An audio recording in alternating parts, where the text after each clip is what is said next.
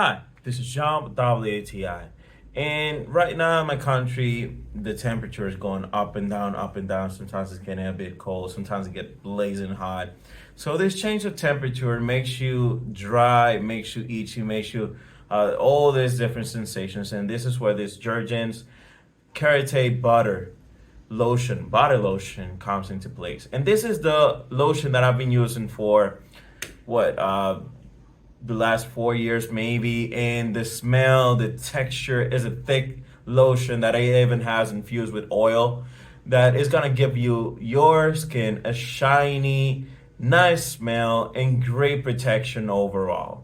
So what I do is just like I get one or two pumps and it just layer down over my body, and it just like gives you this radiant look that you're gonna feel protected a lot too, because you're not gonna be ashy at all. And like for me as a dark skinned person, we get ashy just by looking at us. And lotion is always our best friend in this case. So this was John with WTI, and that was my point of view.